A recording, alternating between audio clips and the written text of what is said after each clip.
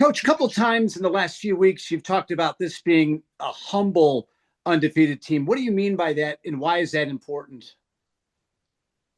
Well, I'm happy that we're where we're at, from a record standpoint, and kind of sitting here with all of our goals still out in front of us.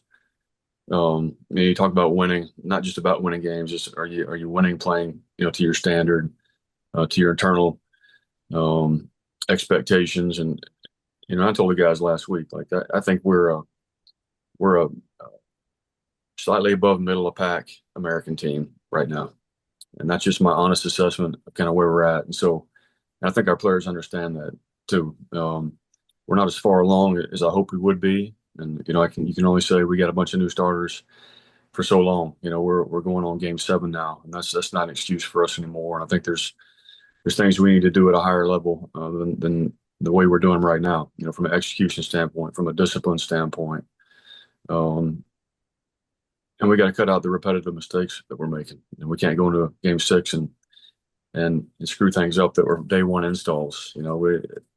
Our style of play here is smart and together is a big part of that. And I don't think we've been that at times. I do think we have the potential to have a really good football team, Scott, but we're not at this point. And I think we'll continue to get better. And I love the way that our guys attack the bye, and I think they've got a really good understanding um, because of how honest we are with them about where we're at and what we got to do moving forward. And so maybe that's why it's a humble 6-0, and our guys know what we got coming in here this weekend and what that November looks like. And if we don't get a lot better, the things we want to accomplish and do just aren't going to happen.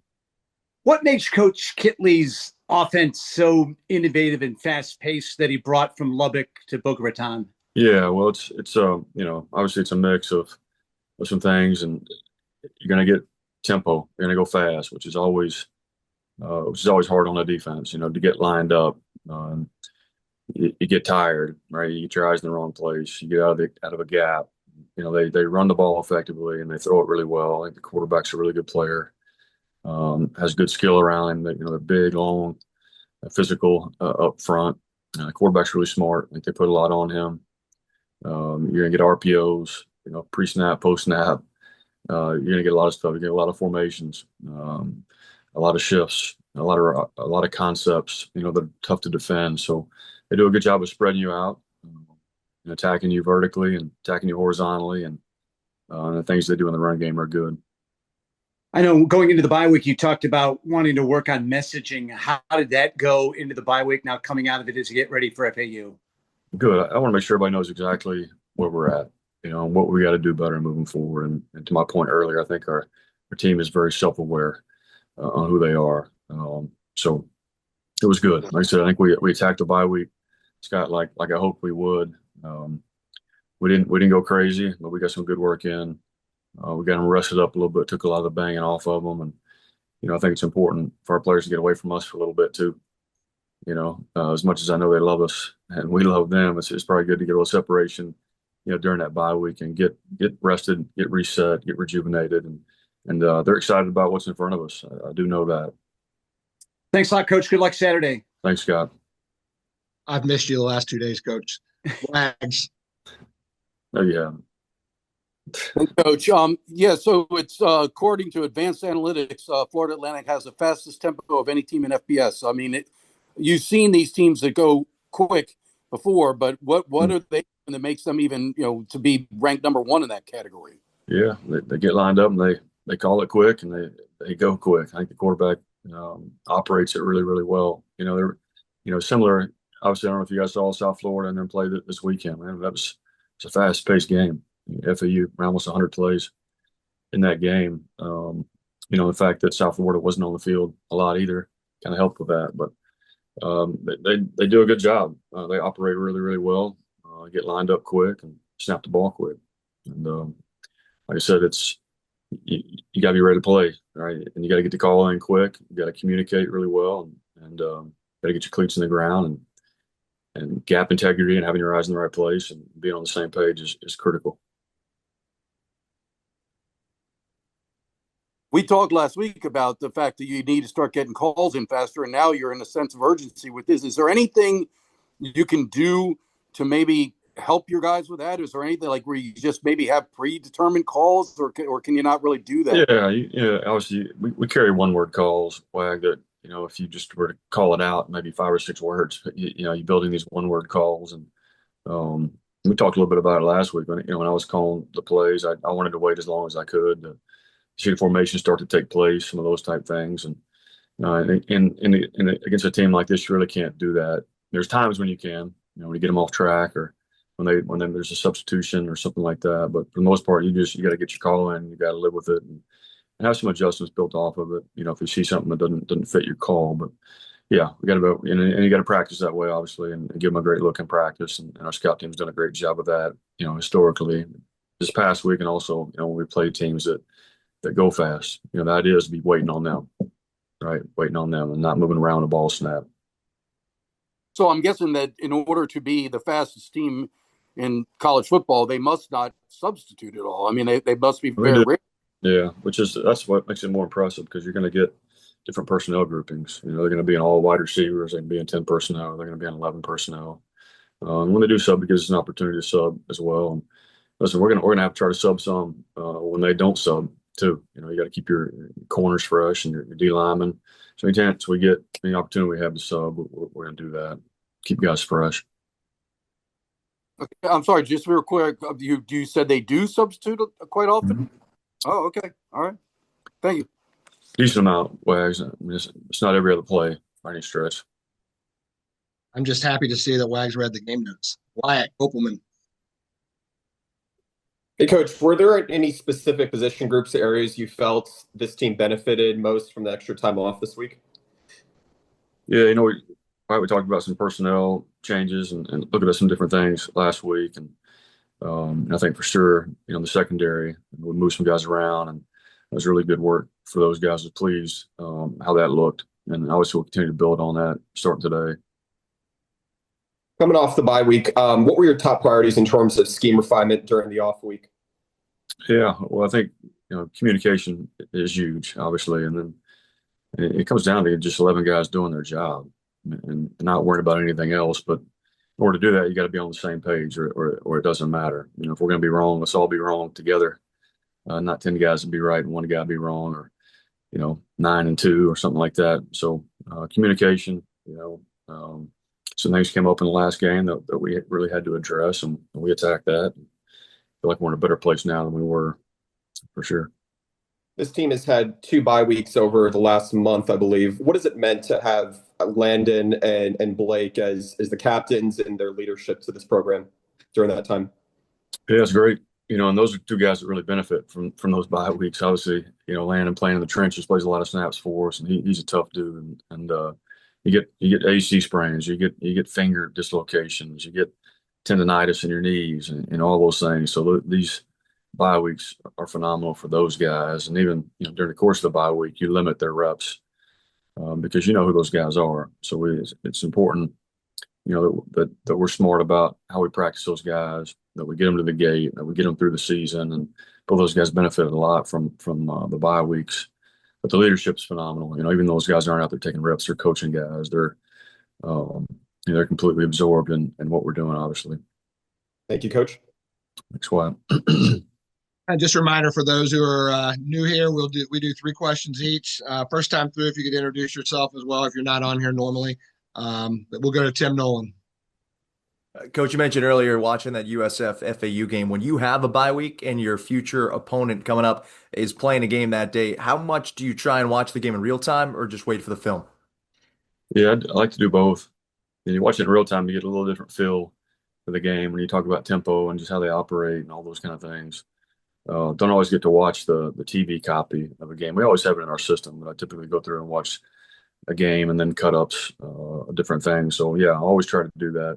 And certainly enjoyed watching college football this weekend. I don't really get to do that a whole lot. A number of your coaches all throughout the country recruiting this past weekend. How have you seen your recruiting approach refine over your 3 years as head coach here? Yeah, well, I think we're working really hard at it. Our staff does a phenomenal job, taking a lot of pride in their recruiting areas. And once we get a kid committed, that position coach kind of takes over their recruitment at that point. And we all do it together, obviously, but I think we're a lot more efficient with what we're doing, how we're operating, how we're evaluating, exactly what we're looking for, and kind of sticking to those profiles and standards.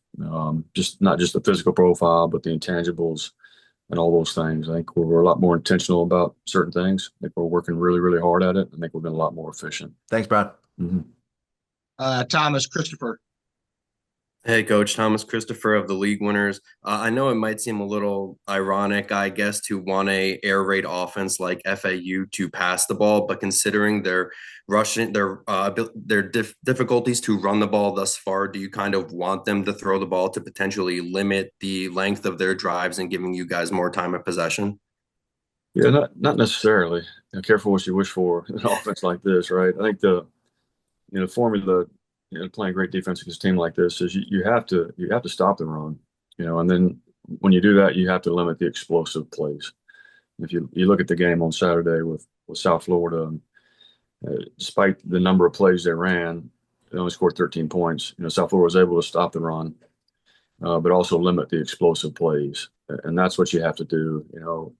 When teams like this can run the football, don't say stay in a rhythm, right? And then they're able to mix things up and keep you off balance, and so it starts, maybe that's a little counterintuitive, but it starts with stopping the run. Make sure that you're sound against the run game.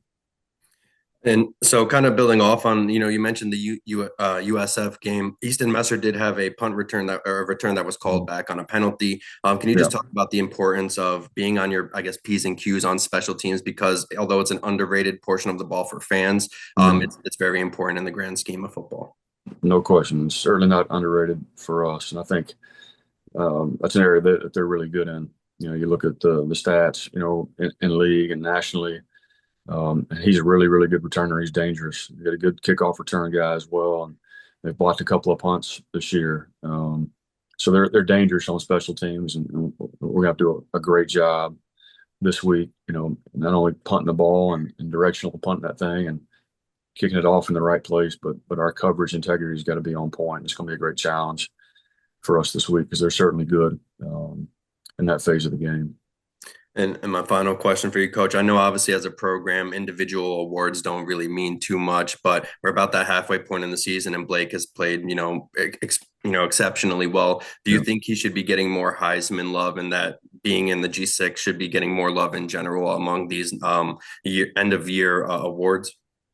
And I don't know. I don't think a whole lot about that, during the season. I think if he continues to do the things that he's doing, this back half of the season, I think that will naturally come with the territory. You know what I mean? So, and he's not a guy that's worried about that, and neither am I. But obviously the accolades that he's gotten so far are well deserved, and if he keeps doing what he's doing, and more importantly, if we keep continuing to win games and accomplishing things that we want to as a team, those are going to come in more and more, and yeah, he certainly deserves those, and obviously a special player for us. And but as you know, your team's got to do well, for you to be able to receive those awards. The guys around them got to play well. And that's certainly going to be the case, moving forward. Thanks, Coach. Yeah. Wyckoff. Coach, how pleased have you been with the development of the NAPS program over the last couple seasons coming into what's going on right now? Yeah, thanks for asking that question. I'm really, really pleased. I was able to hire two really good coordinators up there who've done a phenomenal job. And not just coaching those guys, but helping develop those guys. I don't think we didn't lose a game on the NAPS schedule last year, and they're undefeated this year. Beat Air Force 35-7, which is, I think, a great indicator of how we're recruiting and obviously the job they're doing at the prep school. And retaining talent up there is a huge part of it. The academic success, which has been as good as it's ever been the last 2 years. The retention the same way. And obviously that's, you can't overstate the importance of the prep school. And, around 70% of our players go through the prep school and matriculate here. So it's important to develop them while they're there, and obviously get them to the academy. So I think we've made tremendous strides there at the prep school.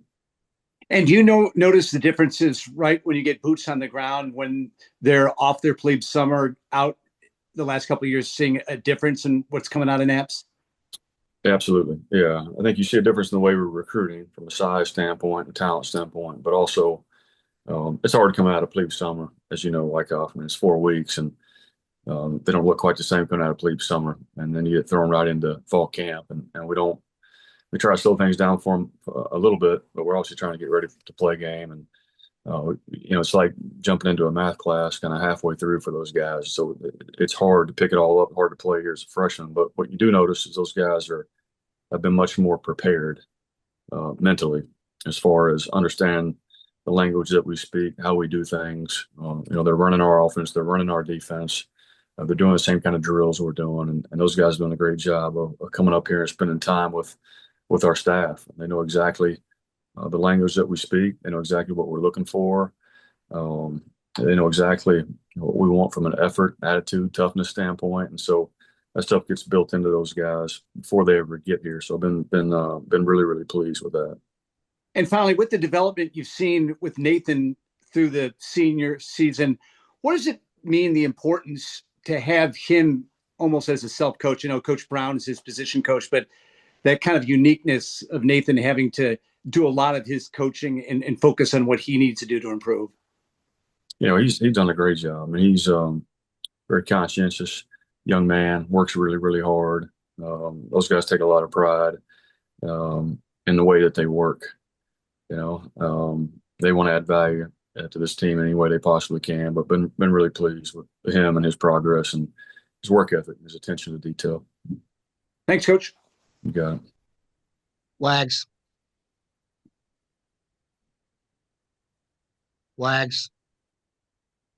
Coach, the Florida Atlantic is struggling defensively. The statistics there at the very bottom across the board. What are you seeing there? What are their issues that are causing them to not be able to get? They're giving up a lot of points. And secondly, would this be a game where holding the ball and mounting long drives would be very valuable to keep their offense off the field? Yeah, we'll certainly love to do that. Certainly love to dominate the time of possession. But, sometimes you dominate time of possession against these teams, and it doesn't indicate that on the scoreboard, right? If you don't play great defense and you give up explosive plays and that kind of deal. But they played some good teams, Wags. I think the statistics might be a little skewed and, in that regard. But when you watch them, I think I've been impressed with a lot of what I see. I mean, they're really athletic. You watch the South Florida game, and really it's a pretty good game, midway toward the end of the third quarter. And there were some untimely penalties on their side of the ball and that kind of deal that didn't help things. But they're athletic. They do some really good things. And it's going to be a big challenge for us. But you can't really look at the statistics as much as you can, the personnel and the scheme and those kind of things. But they're a good football team. Certainly capable of beating us, and we're going to have to play really well on Saturday to win this game. So you're one of 6 unbeaten teams in the country, yet you're not ranked. Are you surprised that Navy's not ranked this far in? I don't know what the other 5 unbeatens are ranked, but I'm guessing most of them. Yeah, we don't have any control over that. And we don't control the schedule. We don't control the rankings, all that stuff, and that'll take care of itself if we continue to take care of our business. But no, I'm not really surprised. Like I told you guys at the beginning of this deal. I think we're a upper middle of the pack American team right now. And if we continue to get better and continue to win, then yeah, maybe we deserve to get some of that recognition. But I'm not surprised about it, and I'm not worried about it. Wyatt Kopelman. I've only asked 2. Oh, well, it takes so long. I thought you were done. I'm getting off mute. A sandwich. My last one for now is, you have the second best record to start your tenure as head coach at Navy in the history of the program. Can you kind of talk about that? 20-10 is a pretty good start. Yeah, I think it's a reflection of these players first and foremost. We got a great group of young men we have for the last 3 years, and the work that they put in, and you got tremendous staff. You've got staff continuity here, and I think it's that record's a reflection of those things. It's more than anything that I've done. So, it's great. Hope we can keep winning some more. Coach is now 21-10. Wyatt Kopelman. Coach, as you may have seen on Saturday, Memphis took 2 false starts late in that game at the goal line nearly, and then lost against UAB. Does a Saturday like that reinforce the importance of staying locked in for this team and just taking one game at a time here? Yeah, absolutely. Absolutely. You saw the same thing with FAU in South Florida, some untimely false starts, and South Florida got away with some stuff in regards to their stemming and the way they were doing that. But yeah, you see it every week, and those things are drive killers and can be game killers, in certain situations and points in the game. And we've had our own issues with that, Wyatt, and so you do everything you can in practice to simulate those tough conditions and all that stuff. And then you got to go out and you got to be laser focused and you got to execute, at a high level in those pressure situations. And a lot of times that's the difference in a football game, those types of plays that come in critical situations. But yeah, that's a game that probably should have gone into overtime and didn't because 2 false starts and you hate it, for the players and it's tough. Crowds are loud and defenses are moving around and it's hard to hear sometimes and those things happen, but you got to do everything you can to try to avoid those. And we got to do a better job here with that as well. Have you seen your defense in practice approach the task of preparing to contain Caden Velkamp, who's just, as you said earlier, so competent when it comes to not only making completions, but just kind of creating a hard to guess drive at any point in the game? Yeah. Well, last week, Wyatt, we were a lot more focused on ourselves than we were FAU. Now we got a game plan in. Obviously, we're starting to work on that stuff. But I've been really pleased. Outside of the week leading into Temple, I thought our preparation on that side of the football has been outstanding. I really do. Our guys come to work. They're intentional. It's important to them. We practice at a really high level. We practice really fast. and they did that last week. So I think our preparation has been, like I said, with the exception of last week, has been really, really good. Or the week before last. What we've got to do is our execution has to match that preparation. And that's been the disconnect. And I think it's the most disappointing for me. And that's why you got to go back and you look at everything you're doing. Because there's nothing malicious on our players that they're doing, or they're not preparing the right way. So that's what we talk about. How can we simplify things? Getting the call in earlier, for example. Any little thing that we can do to help our players settle in and help them. We've got to do that. So that's when we'll start to play really well, right? When the execution matches our preparation. Of course, you've got Florida Atlantic this week, then North Texas on the road, then a trip to South Bend. As much as you want to focus on this week, how do you balance prep and recovery over this next 3-week stretch? Yeah, it's 1-0. I know it sounds like coach speak, Wyatt, but that's truthfully how you have to approach it. Right? We can't overlook anybody, and certainly can't relax. And every week it's about, how can we do things better than we've done them before? How can we continue to improve? And you're chasing excellence and hoping for this incremental improvement. And I told our guys, kind of like the stock market. When you prepare the right way, there's going to be some ups and downs. It's not a straight up line, right? But you hope you see a big jump in the market this week, and that's what I'm hoping for. And I think it's time for that. I really do. I think we're at the point in the season. Guys play a lot of snaps now, and we know who we are. We know what we got to get better at. Guys are very self-aware. I think we're ready for one of those type jumps. Good luck this week, Coach. Thanks, Wyatt. Tim Nolan. Coach, just one more from me. Billy Napier, most recently let go by the University of Florida. So many of these mid-season, early season parting of ways between universities and coaches. What do you attribute that to? Especially, it seems like it's just been so common this year. Yeah, it's every year. It's heartbreaking to see it, really, and it's part of the business.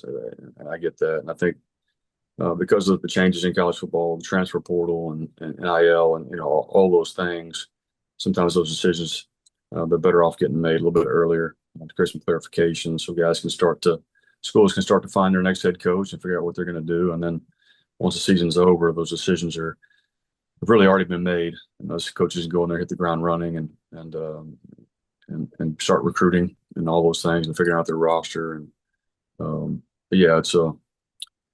it's some surprising changes, at this point in the year too. So it's you always hate to see it. You feel bad for those coaches and their families and not just the head coaches that get let go, but it affects so many people in that organization. I read somewhere that Florida had almost 60 staffers were tied to football. You know, that affects everybody. And so it's tough. It's hate to see it. But, yeah, you sign up for it a little bit. It's part of the business. Thanks, Coach. Yeah. Thomas, Christopher. Just one from me as well, Coach. Now not everything is a one-to-one in terms of like offensive schemes and concepts and things of that nature. But after seeing Florida Atlantic's game against Rice, who does run, a heavily optioned offense, are there any concerns about potentially going against this FAU defense or any holes you wish to exploit? Yeah, there's both. Yeah, I can't give you the secrets, Thomas. Sorry, my iPad's at 10%. Just give me a notification. We should be done by then, though, right? No, but yeah, obviously it's good to see that, how they defended certain things, and you always want to look at teams that are somewhat similar to you, and how how they defended them, and what they did well, what maybe they didn't do well, and how you can maybe attack that.